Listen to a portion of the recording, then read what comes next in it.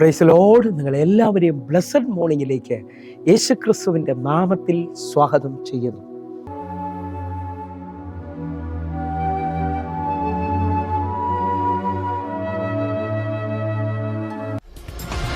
പ്രാർത്ഥിച്ചാൽ ഉത്തരമുണ്ട്, യാചിച്ചാൽ മറുപടിയുണ്ട്, മുട്ടിയാൽ തുറന്നിടും, ചോദിച്ചാൽ ലഭിച്ചിടും, അത് നിശ്ചയം.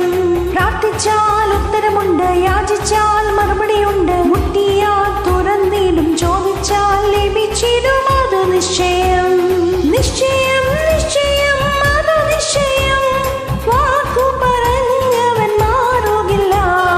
നിശ്ചയം നിശ്ചയം അത് നിശ്ചയം, വാഗ്ദത്തം തന്നവൻ അകലുകില്ല. പ്രാർത്ഥിച്ചാൽ ഉത്തരമുണ്ട്, യാചിച്ചാൽ മറുപടിയുണ്ട്, മുട്ടിയാൽ തുറന്നിടും, ചോദിച്ചാൽ ലഭിച്ചിടും, അത് നിശ്ചയം.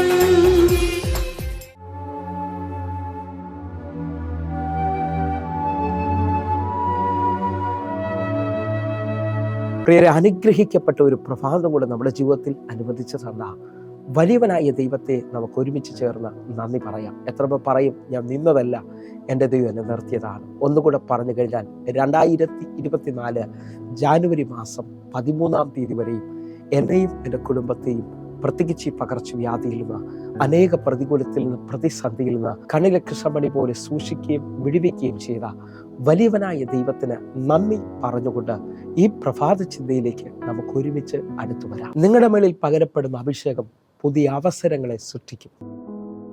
പ്രിയരെ, പ്രാരംഭവാക്യത്തിലേക്ക് 1 ശമൂവേൽ 17-ാം അധ്യായം അതിന്റെ 17-ാമത്തെ വാക്യം. ഇശായി തന്റെ മകനായ ദാവീദിനോട് പറഞ്ഞത്, ഈ ഒരു പറ മലരും അപ്പം 10 എടുത്ത് പാളയത്തിൽ നിന്റെ സഹോദരന്മാരുടെ അടുക്കൽ വേഗം കൊണ്ടുവന്ന് കൊടുക്കുക. 18-ാമത്തെ വാക്യം. ഈ പാൽക്കട്ട 10 സഹസ്രാധിപന് കൊടുക്കുക, നിന്റെ സഹോദരന്മാരുടെ ക്ഷേമം ചോദിച്ച് ലക്ഷ്യം വാങ്ങി വരിക. പ്രിയരെ, ഈ പ്രഭാതത്തിൽ ദൈവം നമ്മോട് ഇടപെട്ട അനുഗ്രഹിക്കപ്പെട്ട വചനത്തിനായി നമുക്കൊരുമിച്ച് ചേർന്ന് ദൈവത്തിന് നന്ദി പറയാം. ഈ പ്രഭാതത്തിൽ ഞാനും നിങ്ങളും ദൈവാത്മാവിൽ നിറഞ്ഞ് ചിന്തിക്കുന്നു, നമ്മുടെ മേൽ പകരപ്പെടുന്ന അഭിഷേകം പുതിയ അവസരങ്ങളെ സൃഷ്ടിക്കും എന്നുള്ളതാണ്. നിങ്ങൾ വിശ്വസിക്കുന്നവരാണെങ്കിൽ നാം ഈ വർഷം ചിന്തിക്കുന്നു ഉയർന്ന തലത്തിലുള്ള അഭിഷേകമാണ്.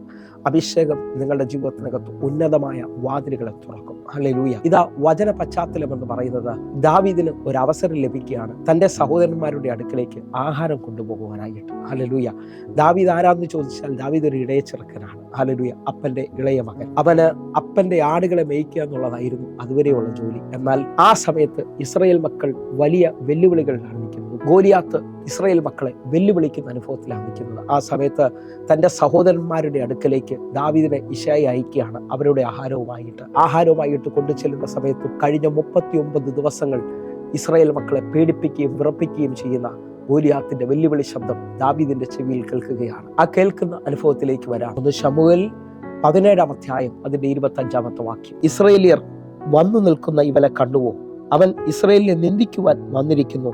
അവനെ കൊല്ലുന്നവനെ രാജാവ് മഹാസമ്പന്നനാക്കിയും തൻ്റെ മകളെ അവന് കൊടുക്കുകയും അവന്റെ പിതൃഭവനത്തിന് ഇസ്രായേലിൽ കരമൊഴിവ് കൽപ്പിച്ചു കൊടുക്കുകയും ചെയ്യുമെന്ന് പറഞ്ഞു. ഇതാ ദാവീദിന്റെ ജീവിതത്തിനകത്ത് ഒരു പുതിയ അവസരം അല്ലെങ്കിൽ വഴിത്തിരിവ് ഉണ്ടാകുകയാണ്. സഹോദരന്മാരുടെ ആഹാരവുമായി വന്ന ദാവീദ് ഗോലിയാത്തിന്റെ വെല്ലുവിളി കേൾക്കുന്നു. അവനെ കൊല്ലുന്നവനുണ്ടാകുന്ന പ്രതിഫലം കേൾക്കുകയാണ്. ഹല്ലേലൂയ. അവനെ രാജാവ് മഹാസമ്പന്നനാക്കുകയും രാജാവിന്റെ മകളെ അവന് കല്യാണം കഴിച്ചു കൊടുക്കുകയും ചെയ്യുമെന്നുള്ളത് ദാവീദിന്റെ ചെവിയിൽ കേൾക്കുന്നു. നിങ്ങൾ വിശ്വസിക്കുന്നവരാണെങ്കിൽ നിങ്ങളുടെ ജീവിതത്തിനകത്ത് പകരപ്പെടുന്ന അഭിഷേകം പുതിയ അവസരങ്ങൾ ഒരുക്കാൻ പോവുകയാണ്. നിങ്ങൾ ജോലിയില്ലാത്ത ആളാണോ എന്നെ ശ്രദ്ധിക്കുന്നത്? അറിയാം, കടഭാരത്തിൽ, രോഗത്തിന്റെ അനുഭവത്തിൽ എല്ലാം അവസാനിച്ചു എന്ന് പറഞ്ഞ് ഈ പ്രഭാതത്തിൽ ആരെങ്കിലും കേൾക്കുന്നവരുണ്ടെങ്കിൽ ഞാൻ ആത്മാവിൽ വിളിച്ചു പറയുന്നു, നിങ്ങളുടെ മേൽ പകരപ്പെടുന്ന പരിശുദ്ധാത്മാവിന്റെ ശക്തി വലിയ അവസരങ്ങളെ ഉളവാക്കാൻ പോവുകയാണ്. വലിയ അവസരങ്ങളെ സൃഷ്ടിക്കാൻ പോവുകയാണ്. നിങ്ങൾ വിശ്വാസത്തോടു കൂടെ അതിനെ സ്വീകരിക്കുവാൻ തയ്യാറാകണം. ഹല്ലേലൂയ. ഇതാ 39 ദിവസം ഇസ്രായേൽ മക്കളെ വെല്ലുവിളിച്ച ഗോലിയാത്തിനെ ദാവീദ് തൻ്റെ കയ്യിലിരിക്കുന്ന കല്ലുകൊണ്ട് വീഴ്ത്തുകയാണ്. വിശ്വസിക്കാമെങ്കിൽ നിങ്ങളുടെ ജീവിതത്തിനകത്ത് വന്നുപോയ ഇന്നലകളുടെ പ്രതികൂലങ്ങൾ മുഴുവൻ നിങ്ങളുടെ ജീവിതത്തിനകത്ത് പുതിയ അവസരങ്ങളായി തീരുകയാണ്. ദാവീദ് ഒരു ഇടയച്ചെറുക്കനാണ്.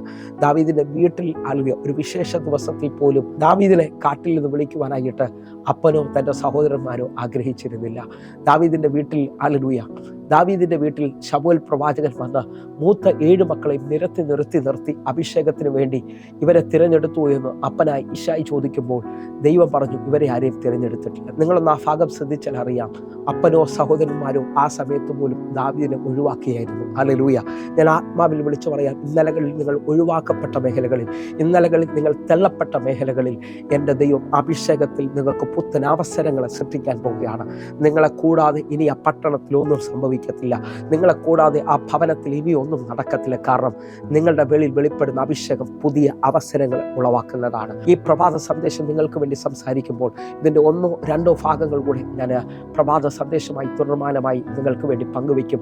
അതിനെ നിങ്ങൾ കണ്ടിന്യൂ ആയി സ്വീകരിക്കണമെന്ന് ഓർപ്പിക്കുന്നു. ആത്മാവിൽ ഒന്നുകൂടെ ഒന്ന് പറയട്ടെ. ദാനിയേലിനെ സിംഹക്കുഴി വരെ ചെല്ലുവാൻ എൻ്റെ ദൈവം സമ്മതിക്കുന്നുണ്ടെങ്കിൽ ദാനിയേലിന്റെ ജീവിതത്തിനകത്ത് ലോകം ഇതുവരെയും കാണാത്തൊരു വലിയ അവസരം ദൈവം ഒരുക്കുകയാണ്. അറിയാം, രാജാവിനെ പോലും ദൈവത്തിന്റെ ആ വലിയ കരം കാണിക്കുവാനായിട്ട്, ദാനിയേലിന്റെ ദൈവം ജീവിക്കുന്നവനാണെന്ന് തെളിയിക്കേണ്ടതിനായിട്ട് ഇതാ ദാനിയേലിന്റെ മുമ്പിൽ ഒരു വലിയ അവസരം ഒരുക്കുകയാണ്. നിങ്ങൾ ഈ പ്രഭാതത്തിൽ ശ്രദ്ധിക്കുന്നവരാണെങ്കിൽ ഞാൻ ആത്മാവിൽ വിളിച്ചു പറയുന്നു, നിങ്ങളുടെ ജീവിതത്തിനകത്ത് സംഭവിക്കുന്ന മുഴുവൻ പ്രതികൂലങ്ങളും, നിങ്ങളുടെ ജീവിതത്തിനകത്ത് അനുഭവിച്ച മുഴുവൻ പ്രതിസന്ധികളും, നിങ്ങൾ ദൈവത്തെ ആരാധിക്കുന്ന ആത്മാവിൽ വിശ്വസിക്കുന്നവരാണെങ്കിൽ, നിങ്ങൾ പരിശുദ്ധാത്മാവിൽ വിശ്വസിക്കുന്നവരാണെങ്കിൽ നിങ്ങളുടെ ജീവിതത്തിനകത്തത് വലിയ അവസരങ്ങളായി തീരാൻ പോകുന്നു. അങ്ങനെ ശ്രദ്ധിക്കുന്ന ഓരോ മക്കൾക്കുമായി ഞാൻ ഈ പ്രഭാതത്തിൽ പ്രാർത്ഥിക്കാൻ പോവുകയാണ്. ഞങ്ങളെ സ്നേഹിക്കുന്ന ഞങ്ങളുടെ നല്ല ദൈവമേ, എന്നെ കാണുന്ന എന്നെ കേൾക്കുന്ന ഓരോ മക്കൾക്കുമായി ഞാൻ പ്രാർത്ഥിക്കുന്നു. ഇവരുടെ ജീവിതത്തിനകത്ത് പുതിയ അവസരങ്ങൾ ഉളവായി വരട്ടെ. ഇവരുടെ ജീവിതത്തിനകത്ത് പുതിയ വാതിലുകൾ തുറക്കട്ടെ. ഇവർ അനുഗ്രഹിക്കപ്പെടട്ടെ. ദൈവത്താൽ ഇവർ മാനിക്കപ്പെടട്ടെ. യേശുവിൻ നാമത്തിൽ ഞാൻ പ്രാർത്ഥിക്കുന്നു. കേൾക്കണം പിതാവേ. ആമേൻ.